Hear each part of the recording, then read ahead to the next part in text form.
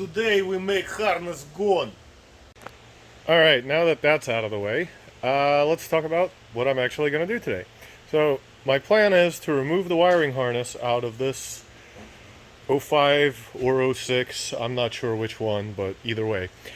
I'm just going to remove it. While I'm at it, I'm going to mention some of the gotchas, maybe some of the differences between some model years. I'm not actually going to reinstall it because I don't need to install. This bike is coming apart. So if you actually kind of need to reinstall it, watch the video backwards. You'll probably hear messages from the devil and or be able to match all the connectors that need to go places. So what I've done so far, and I probably shouldn't have, but for the sake of this video, but I already had it done and I really didn't feel like taking everything back, putting everything back together. What I've done is I've pulled the tail plastics off. There's a video on how to do that. I pulled the gas tank off and unplugged the gas tank connector, and I pulled the nose off as well as the gauge cluster. So the nose, the sub harness gets plugged into this little 6-prong, and the gauge cluster gets gauge cluster plug. Both of these are pretty straightforward. You just push on the tab and pull them a little bit. If they don't want to move, push them in deeper, then squeeze the tab and pull them out. A lot of times they like to kind of stick on. So some of the other things I've done, I've loosened all the airbox and throttle body stuff because I was testing the bike. So obviously this would be together. But yeah, so to replace the harness, you will need to get a lot of the bike apart. Specifically tail plastics. It helps to drop the under tray down. Actually, I don't think it can be done without it. You're going to have to pull the tank. You're going to have to pull the front fairing off, as well as, you know, some of the slightly deeper in stuff. But we'll go through it all step by step, and let's get it done. So you can pretty much pick which side you want to go from. You can either start from the front or from the rear. I usually will start from the rear just because it's kind of how I take bikes apart. But anytime you're doing anything electrical, start with the battery. And when you're removing these leads off the battery, always start with the negative. Otherwise, if your screwdriver makes contact to the frame, you'll get sparks. Bad things happen. Fuses blow, fires start, etc. So the ECU is pretty straightforward. Just push the tab, pull it open. Once again, like with any of these connectors, if they're stuck, squeeze it together. Just squeeze it in more, then push the tab and pull it apart. On '07 Plus, there will be 2 plugs. Same general idea, is just 2 plugs that go into it. I will put that aside for now. Now, on the rear, you probably would have had to take off the light connectors. There, once again, just push, squeeze, lift up kind of connectors. The resistor, which is only on '05 and up bikes, so for '03 doesn't count. This is your fuel resistor. This gets unbolted, well, optionally unbolted. Push the pin in and pull. If it's not going, squeeze and pull. Just demoed that. Then on the starter relay, there's a little cap. You can pull the connector off. Once again, make sure your battery's off, because if you touch these 2 leads together, you're getting quite zapped. So pull the connector off, squeeze the tab. Then you can unscrew the starter cable. The battery cable can stay on, unless you need to pull it off. So we'll set that aside for now.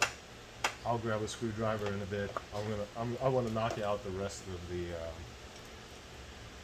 of the harness back here first before I start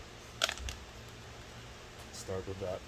So these two leads, these come off of your stator.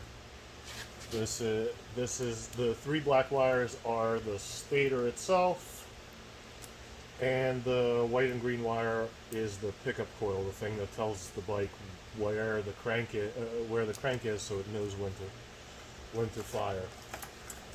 And it'll help to snake things out of the way. That way you can tell you got all the connectors as you're going. The fuel pump relay sits on here. You don't really have to unplug it. You can just pull it off its tab and swing it out of the way. For this clip holding the harness, I just like to use needle nose and just pop it out. You can cut it, you can remove it. It's not particularly useful or important. And then, if you have the under tray dropped, you can snake the ECU connector off. Now, in here, this is your tip over sensor.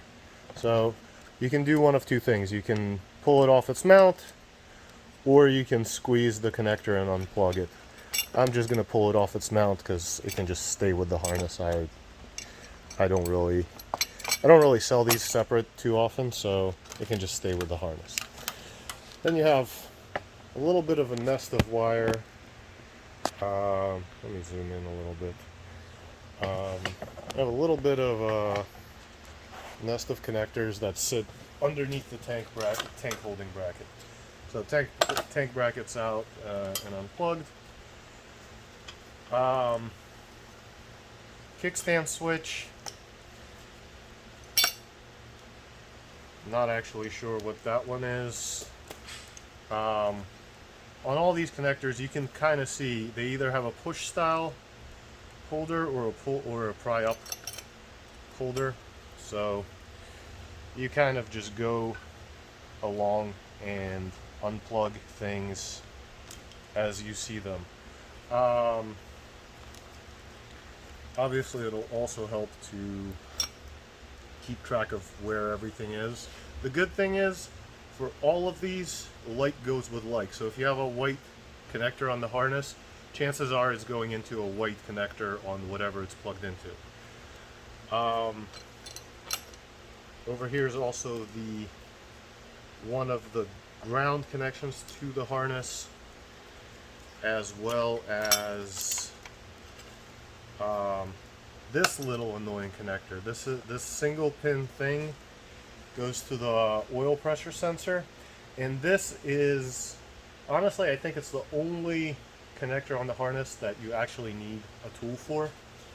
The tool I like to use is a really tiny flathead screwdriver, because there's nothing you can do with your fingers, but you can insert the little tiny screwdriver, rotate it a little bit, and that will get the tab to disconnect. So once again, try to keep things out of the way. That way it's pretty obvious where what you've done and what you still need to do. In this particular case, I've basically got everything unplugged, so I can pretty much snake this out. And one of the reasons for snaking things out as I go is to give myself more room to do work on the other side. That way the harness isn't as locked into place, etc. So basically, here's the entire backside of the harness, all disconnected. Also helps to pull these cable ties.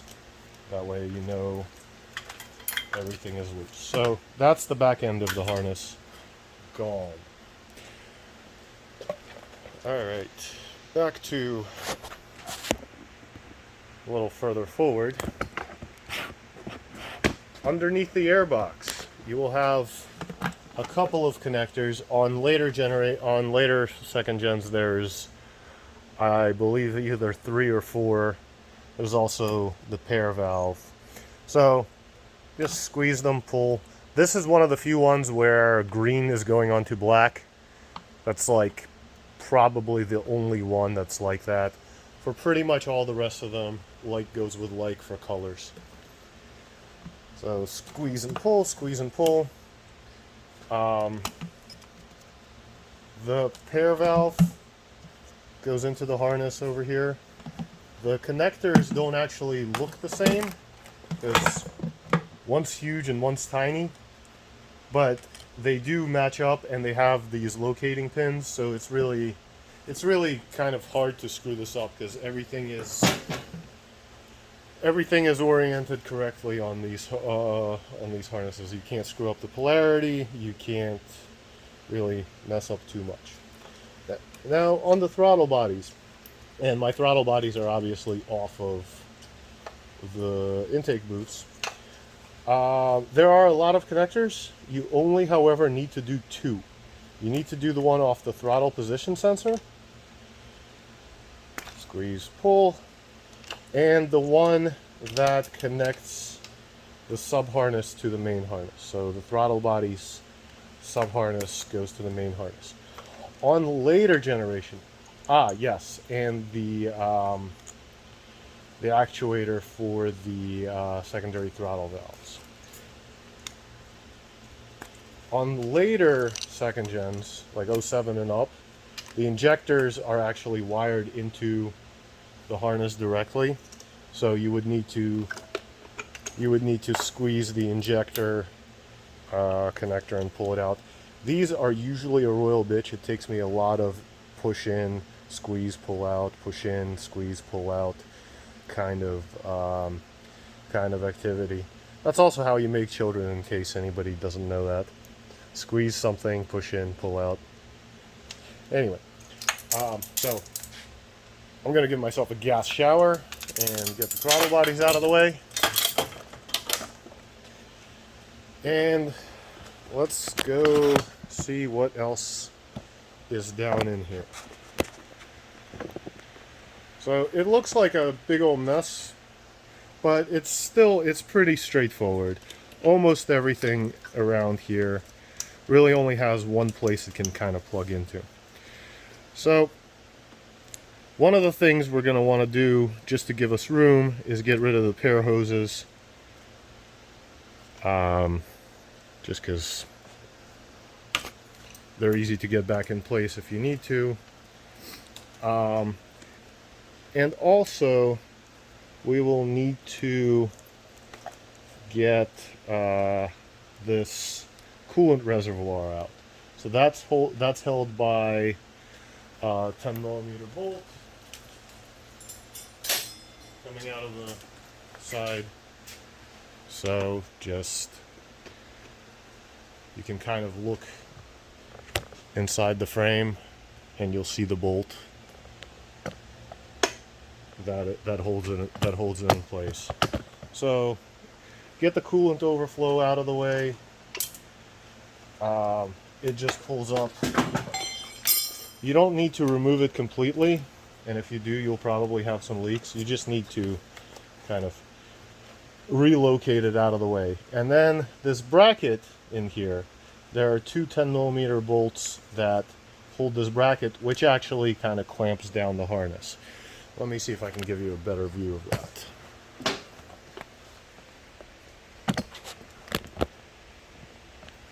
So this bracket holds the coolant overflow, and it also has 2 clamp spots for the harness. You may be able to pull it, bend it, but if you're trying to be less barbaric, you can actually just unscrew the bracket. It's just 2 bolts on it, and you can loosen it pretty quickly. You are going to have a hell of a time trying to do this using a ratchet because there's not a lot of room. So it really does help to have a ratcheting ratcheting wrench.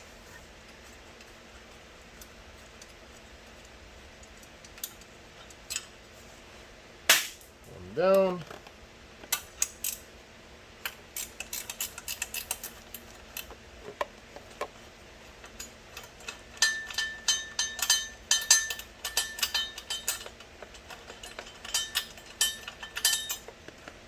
Two down. So this bracket can now come out, and these two prongs are part of what was holding the harness. So we can go a little further. And obviously removing stuff is just kind of a game of get it off and see what's next. Coolant reservoir can go hang out where it was. Now, next thing we're going to encounter is this crossover wire. So this wire goes to the rear coil as well as the regulator rectifier. So for the rear coil, you can just wiggle them off, but it's actually easier if you use some either a flathead or use a set of needle nose. So I'm gonna do the flathead version because I have a flathead. So all you're after is just popping them off. It's just a regular blade connector, and once it's loose, you can pull. Same on this side. With a bit of wiggling, you can do it. Now, you're going to think, but what about the polarity? Well, the trick with the coil is one of these blades, the lower one, is a lot bigger than the other one. So you can see one connector is big, one connector is small. So you really can't mess it up because the small one, the small connector won't go onto the big blade. Then next on the menu is the regulator rectifier. And dropping my phone all over the place. So regulator rectifier, the 3 wires coming in. These happen to also be coming off the stator. They were plugged in to the harness over there, and now they kind of travel through the harness and go over here. And this is the feedback to the harness. So there's that.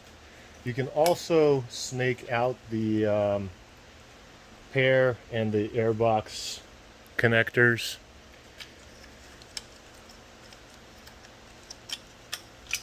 And lastly,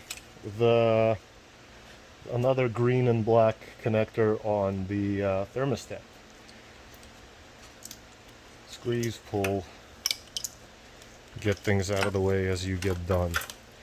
Now, anytime you start pulling and you find, hey, it's not going, it's probably because you forgot to disconnect something. So I have this wire here that's still connected to the lower coil, or the front coil. Let me get pointed in the right direction with the camera.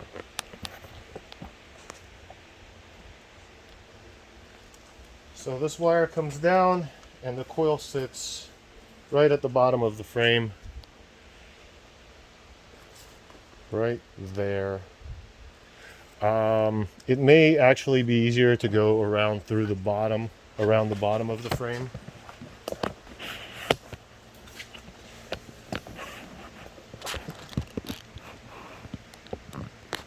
Like reach up from underneath and wow, great camera work, Sergey, top notch. But anyway, you can see the connectors here. Let me wiggle those out real quick.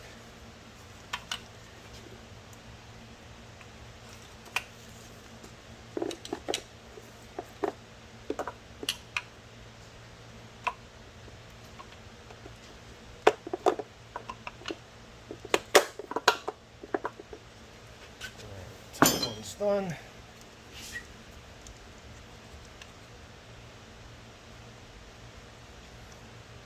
There's just enough room to get like 2 fingers off 2 different hands in.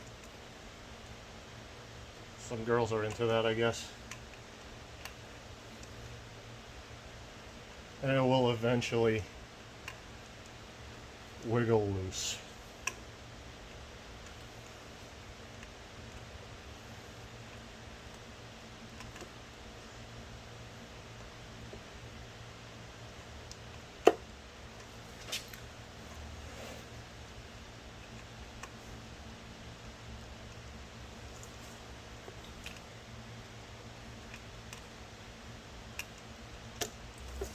All right. Anyway, so back up to full height with the camera. Quality camera work is what we're all about here. All right. So, kind of just gradually, iteratively go through and disconnect, unplug anything that is in the way.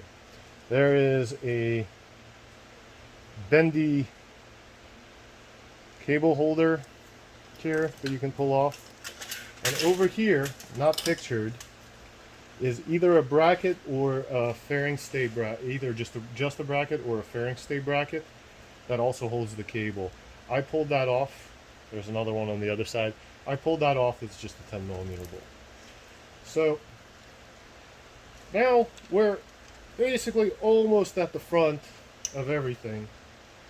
There's going to be 2 things we need to do, and one of them is possibly the most painful thing about all of these harnesses. I'll show you that in a second. So the first thing, we need to pull this bracket that holds all the cables,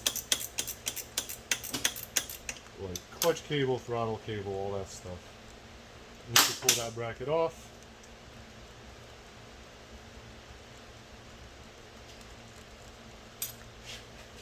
On. Pull the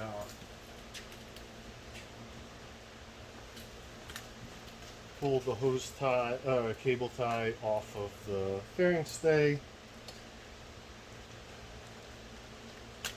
Gone. And then you should be able to sneak this front part through the hole in the frame. So just kind of lots of wiggles, some tugs. Now, something I should mention. So on the S models, it's just this going forward. On the N models, this will have a whole bunch of extra wires for all the lighting. S models use a sub harness, N models have all the headlight stuff over here on the main harness. So anyway, you can pull those out, fish them through.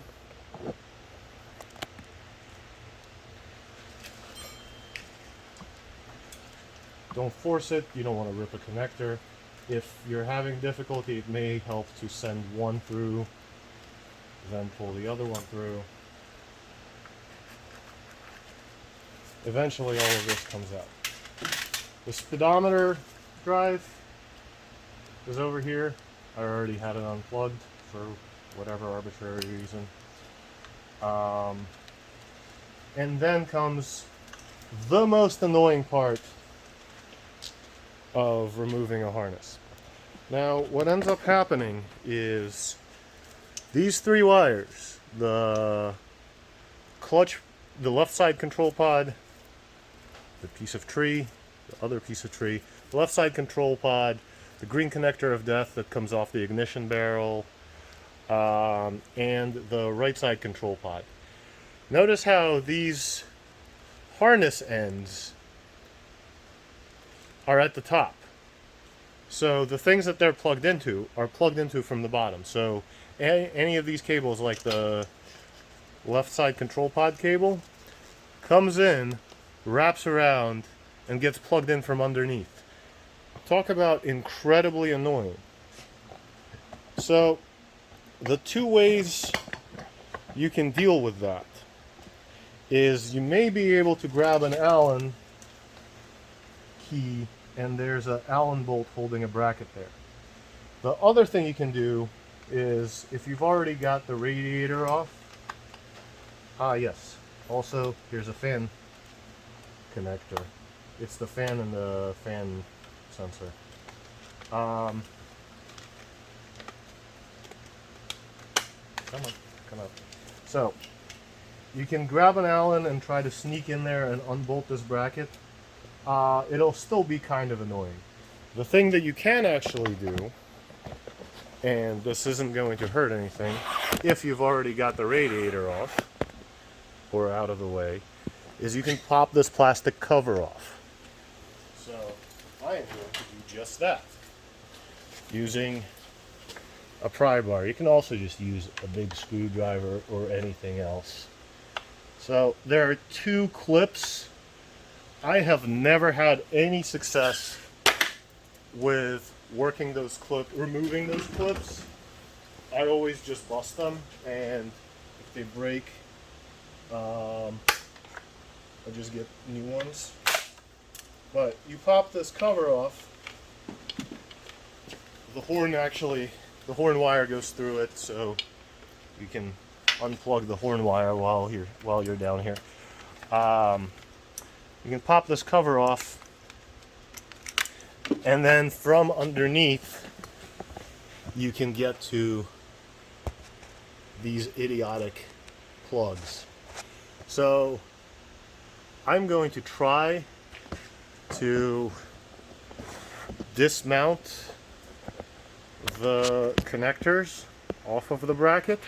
Sometimes that works. You can sometimes squeeze these pins and they'll come down or come out.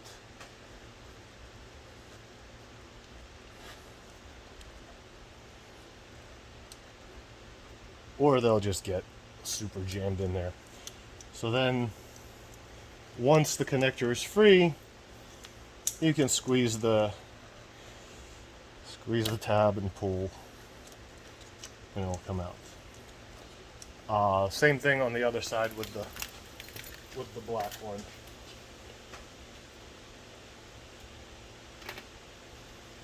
I need my needle nose.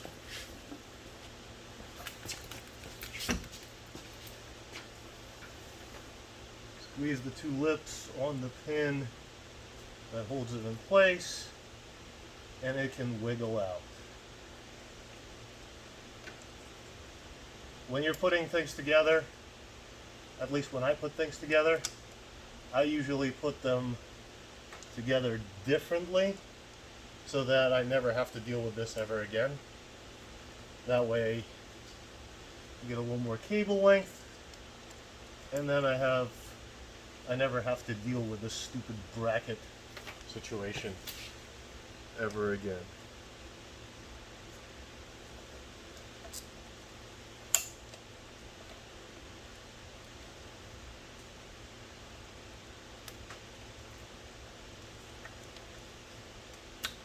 Once again, once it's out, you can remove the connector. Now for the green connector of death, the easiest way to do that one is to dismount it out of the top, through the top.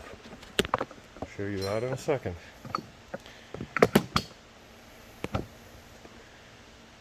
So there's our lovely green connector of death. This little tab here, you can squeeze it and pull up, and then it'll dismount it off this ridiculous bracket that's in here. So pull up on the pin. While you're here, you can check whether the pins are burnt up and potentially either replace the connector or jumper it or whatever. See what I mean? These things come out from the handlebar, wrap around the bottom, and then plug in. It is the most pain in the ass way to do this. So next time when I'm putting things together, I'll just put them here and maybe zip tie them together or lay them all out flat or whatever. That way they're not in the way. So now, here is a complete harness removed. Like I said at the beginning of the video, if you want to put it back together, watch the video backwards. I can't promise you that you'll hear messages from the devil. You may. Or just remember that everything on these bikes, except those two green into black connectors on the airbox and on the thermostat, everything on these bikes is like goes with like. So if you have a green connector, the other side of it is going to be green. If you have a yellow connector, the other side of it is going to be yellow. If something's not fitting, check that the thing on the other side is the same one, the same number of pins, the same style connector, the same color, everything else. So yeah, hopefully that helps somebody.